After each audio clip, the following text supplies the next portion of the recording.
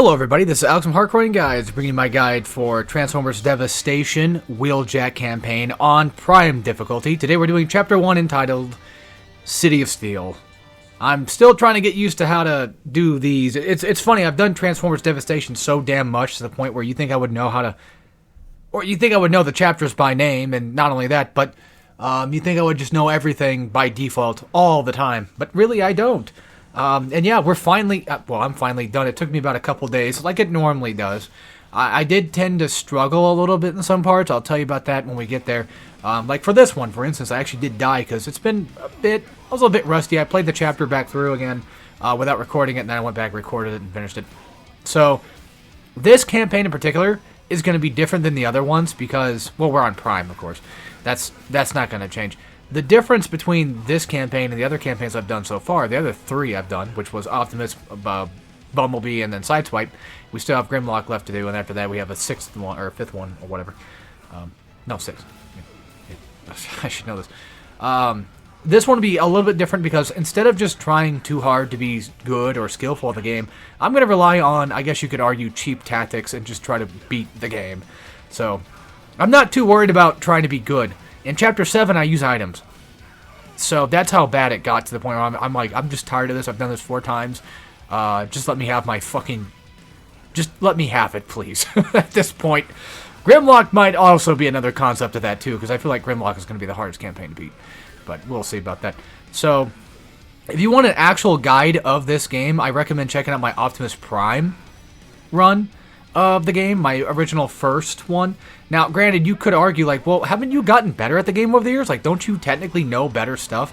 Yeah, I do, but at the same time, I'd still think that my Optimus run was probably my best one I've done. Real quick, just to kind of go over Wheeljack, so does he have anything special about him at all and difference between everybody else? I thought not. I honestly thought for the longest time that there was nothing particularly different about him whatsoever. That's not true, of course, besides the ability. We know that. Ability and the overdrive ability, so the explosion thing that he can do. We'll get into that in just a minute. So his vehicle attacks are like the main thing that we're going to be trying to focus on throughout most of the campaign. So I think Sideswipe did it too. I don't remember. It's been a bit since I've done his campaign. But I think Wheeljack is probably the only one, if I remember correctly, that when he goes into the dash vehicle attack, so for instance, one of the combos that goes into that move is square, triangle, triangle. That one where he transforms into the car doesn't dash toward anybody, but instead he shoots missiles. That's what I'm trying to get at. They're homing missiles. And that move is really, really damn good. And also his spinning attack, so that can be executed, because vehicle attacks, depend on what combo you're doing. That move in particular, you'll see me do a lot of square, square, triangle, triangle, with the Energon sword, by the way. I'm going to be using that mostly. I'm not really using the, I'm not using the gauntlets this time. We're not really switching weapons. I got a machine gun for Seekers, and whatever else that might be too far to hit, and I got a loudspeaker for stuns. I think it's like S rank or whatever. I usually enhance the loudspeaker the best I can. So there's that. And, of course, I'm just going to be mashing dodge, like, all the damn time. Probably not so much in the earlier parts, but I definitely do. And later on, I forget when it was, but I actually equip for the first time, because, I mean, I had him for Optimus, but I kind of forgot I even had him on to begin with. But for a lot of the characters, I don't tend to try to equip tech or do anything too crazy that people can't necessarily do, because the tech is, for what it's worth, random. It's random whether or not you get that. Oh, real quick, that vehicle attack drops bombs. That spin attack is perfect because it drops bombs and does a lot of good damage. And so real quick, his overdrive, his ultimate move, has 2 forms that I've noticed. You can either get freeze or you can get just an explosion. Freeze is, in my honest opinion, a better move to have happen. However, the explosion one itself does a lot of damage. And because I did the freeze ultimate drive, right, I saved it for that particular fight. I was allowed to destroy the secrets up on top of the buildings. Now, Devastator, it's the same thing as he's always been. Slams you, you jump up on the rock, hit him in the head, dodge for this. And real quick, for those that might not know, if you're not familiar with this game completely, your ultimate attack will actually recharge over time, even when you die. So even if you start a checkpoint, you'll keep whatever charge you had last. So if you really want to... If you want to have an overdrive for a certain fight, like a specific arena fight or whatever, you can do that. You can kind of die, get it up as fast as you can. And then if you happen to die, don't fret too much. Don't try to die, but yeah, try to stay alive the best you can, because this game works on a very strange merit where you have an endure passive on, I think, for everybody, where when you're about to die, you have like a magic pixel of health that you cannot be fatally killed until that one last pixel is gone. So in terms of damage, don't worry about too much about taking damage in this game.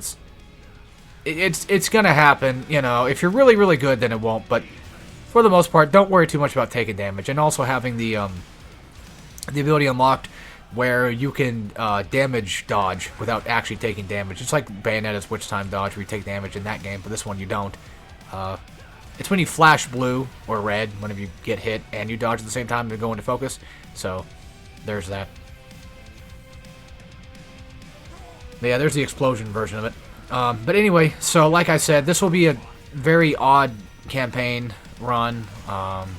Don't expect anything too crazy. And now I have to find out what the hell I'm doing next after Transformers. I did consider God of War Ascension, but I could always wait to do that one after the next campaign run. But we'll see. So I like to try to divide these campaigns. I don't want to try to do the same game right after this, just right after itself. So I need to find something in the middle between this and Grimlock's campaign. I'm not taking suggestions. I'm just saying that there's got to be something out there that I'm really dying to play. If anything, it'll probably just end up just being God of War Ascension at the very least, because I can easily just kind of go back and just play between both of them. The problem is with God of War Ascension, though, is I'm going to have to redo. Like, I can't just do chapter by chapter. I have to go back and I have to redo. Relearn the entire game, and, just in general, like, I'd have to record everything at once. I'd have to relearn it that way. But before I do that, I'll probably end up just going to look up some helpful tips and tricks from somebody else that might actually aid me a little bit better, because God of War Ascension pisses me the hell off to no extent. And yeah, even though this is technically a guide through and through, take this as more of like a visual guide. And like I said, if you want an actual full-on good guide of this game, I would highly recommend my Optimus run, or Bumblebee for that matter. This one in particular, it's just, again, I'm 4 characters deep, and I've kind of gotten, I don't hate the game by any means. I still love it, even after playing it for 90 fucking hours. I still love the game. It's just that, I've kind of gotten tired of doing Prime all the time. But the problem is, I can't go back. I don't think I could physically. I have not played this game on normal since it came out. I've been playing this goddamn game for so fucking long. Since like 2015. It's so ridiculous, man. Oh, and then I just had to say, you know what, I'm going to do everybody's campaign by themselves. I should have left it as Optimus and just said, we're not doing that, fuck that. But here we are, and you know me, I don't tend to like to give up on things too easily, so, yeah. Oh, real quick, I forgot to mention, his unique ability is his shield. It's fucking useless, there you go. If somebody out there knows better about his unique ability being better than what I've done with it, then yeah, by all means tell me, but I have no clue how good it really is. I've always tried to use it. You dodge, it disappears. It just seems kind of useless for me, so I don't bother with it. I was going to mention something real quick. Yeah, having partners around does kind of help, because it does distract enemies. Oh yeah, square, triangle, triangle with the Energon Sword is the kick move that goes into the homing missile vehicle attack.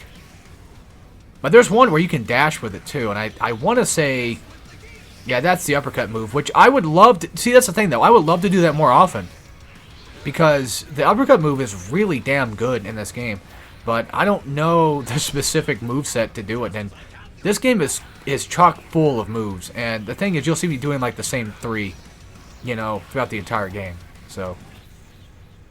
I apologize, but it's the same concept with Bayonetta. Like, I'm here for efficiency, not style. But I do highly respect people that are able to do those combos. Those things are insane. Which brings me to my next thing. For those that are wondering, like, have I ever played Stellar Blade by any chance? No, I have not. My interest in Stellar Blade kind of waned, like, a long time ago. When I found out it had the same type of Final Fantasy 16 bullshit, where it pretends to be something it's really not. Not that, the game itself is necessarily bad, but there's this stigma about, like, oh, well, it's basically just Devil May Cry, bro. It's just, bro, I mean, look at these cool combos, bro. It's the same thing. They even got a parry system, and it's like, it's more Dark Souls, and even then, it's more of a hack-and-slashy Dark Souls, but there's not, like, the same type of combo potential that games like this have, so, I'm kind of avoiding it more so, well, okay, Last of Us 2 I'm avoiding for a lot of reasons, but that's because I don't support companies that, pump out dog shit games, or ideologies and shit, so whether the game's good or not, I have no idea. Gameplay-wise, I don't know, but I stand my ground, I boycott that game, I'm not fucking playing it, so there's that. You can hate on me all you want, but I hate people that need to fucking pester people about how they feel and how they think, and just, bullshit, game bullshit. I'm not touching that shit. If it was free on PlayStation Plus, maybe, because back in the day I was like, oh, I would never touch it even if it was free, and it's like, well, if it was free on PlayStation Plus, I might consider it. I mean, hell, I have fucking Horizon. I didn't want it, but I haven't. I'm not even kidding. So, the story goes that I went to go buy my PS5, and it was at the time when scalpers were just so fucking huge, and taking up everything, and I waited too long to get a PS5, because I was like, well, there's no fucking games to really play on it, so why do I care?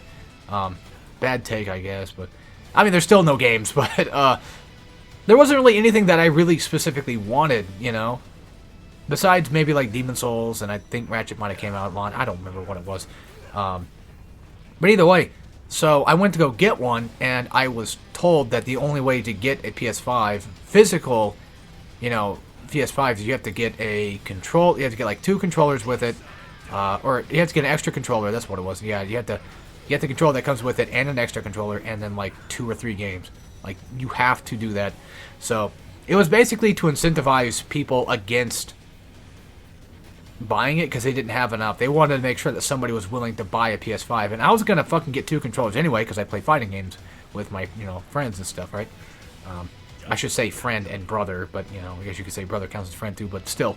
I was going to do that, however,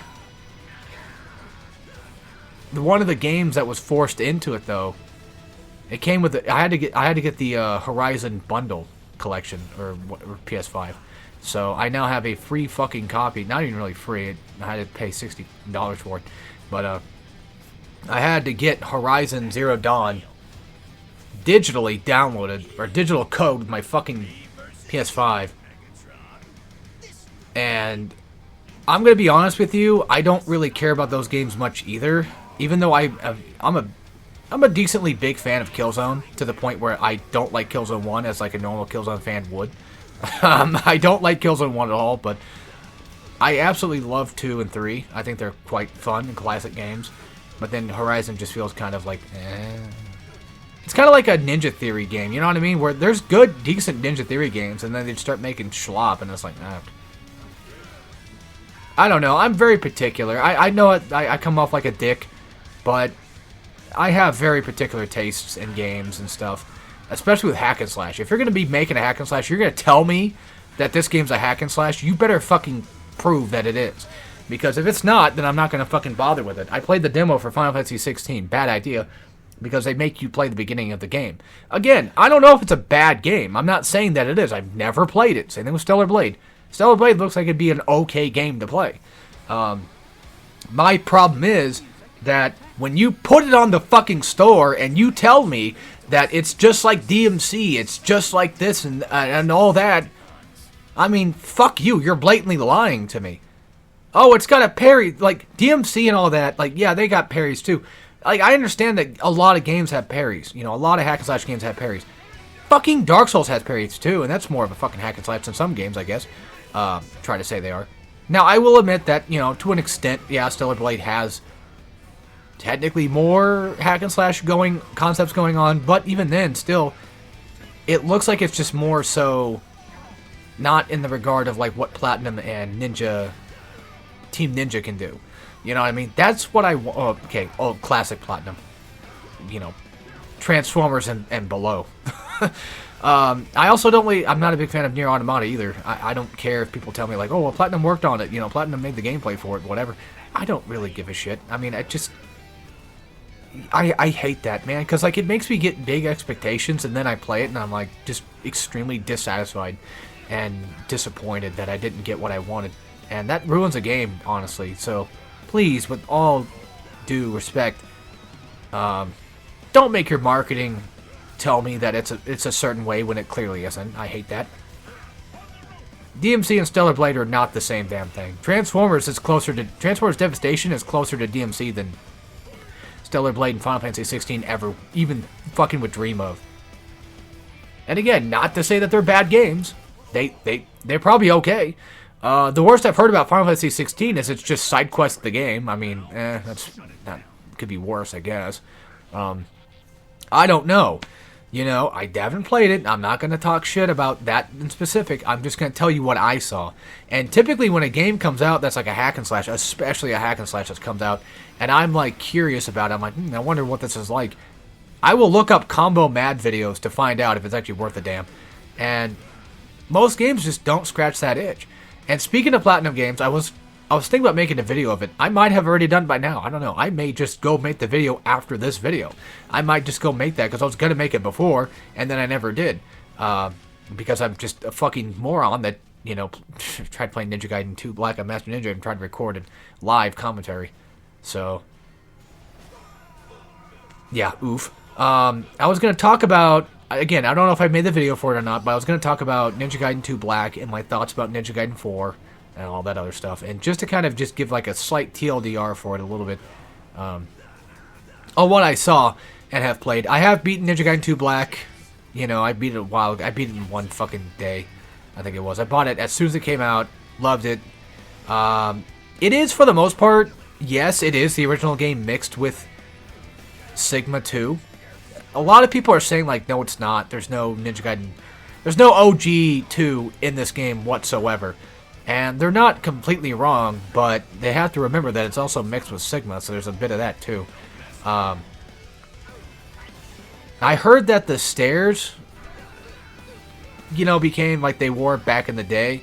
I couldn't feel anything. I was playing on normal, and it felt fucking awful playing on normal because there was little to no challenge at all.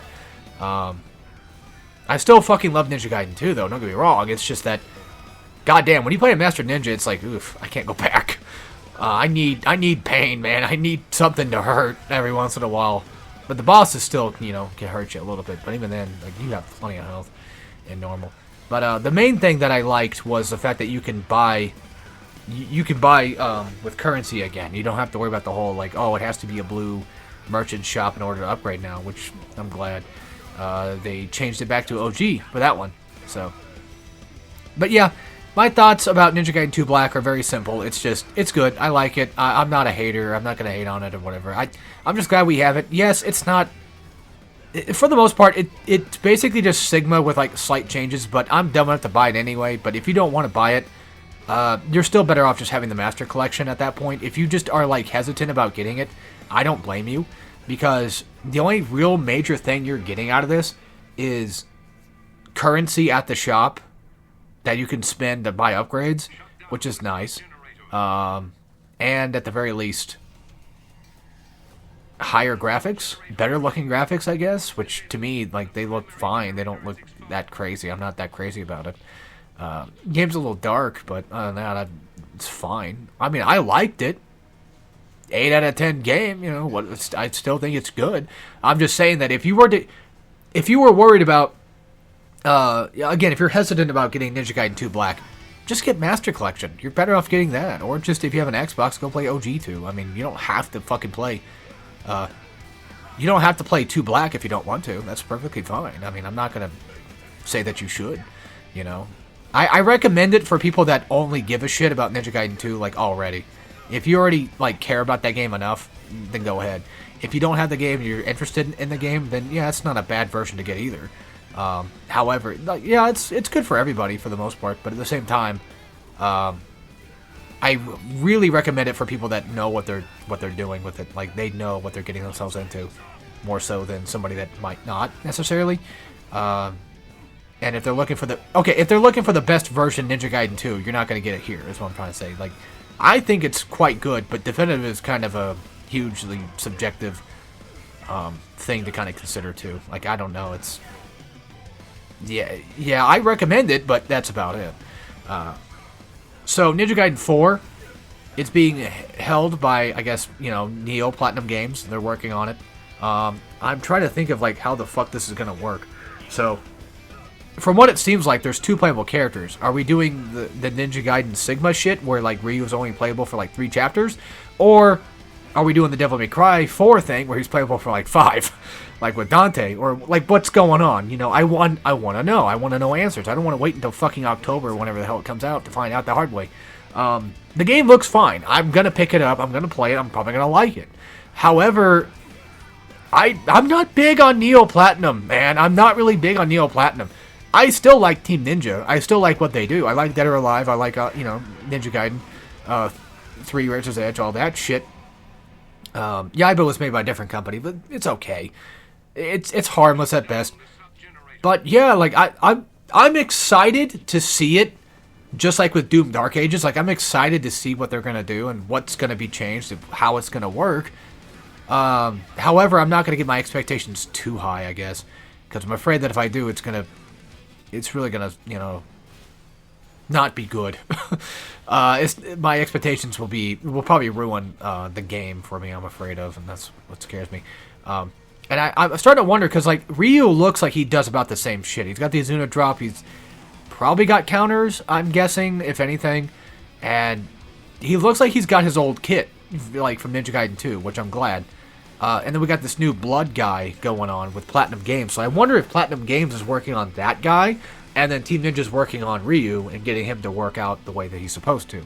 So I don't know. Or is Platinum Games doing the entire game? I have no clue. And speaking of Platinum Games, fuck, man, I love Transformers Devastation. I still do. As annoying as it gets sometimes, because I had some issues. I don't know what it was. I think it was just, maybe I was tired. But I tried recording it last night. Chapter 6, like last night or whatever, and I was just struggling, man. I don't know what the fuck was wrong with me. Like, my dodges were off, everything was off, and then, like I said, I equipped some new tech, which I should explain real quick. I equipped, like, I think, longer focus time, more dodge rolls. That's mostly about it. Just equip whatever you want, whatever you feel like doing, but I recommend equipping, like, max dodge rolls, and at the same time, equipping, yeah, dodge rolls, and what else was it? Longer focus time or whatever. That would be my recommendation for that. Also, it's funny because I always think like Devastator takes forever to fight, but this is a 3-minute fight.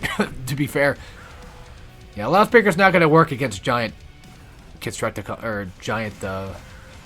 combiners. It's not going to work that way, unfortunately. Sorry, I'm still a little bit stuffed up, but I'm trying not to do it too bad. Also, what's funny is I'm recording this.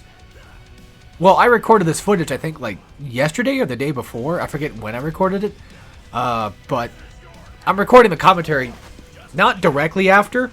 Well, I just got done recording Chapter 6 and 7. But I got done recording commentary today for 9 through 11 of God of War Ghost of Sparta. So, which was fun. It was fun to record Ghost of Sparta. Commentary was getting kind of light eventually, but that's what happens. Also, yeah, right there, getting grabbed, it's not going to instantly kill you because you do have that magic pixel still, but that's something you definitely want to be careful of, and try not to hover between his legs.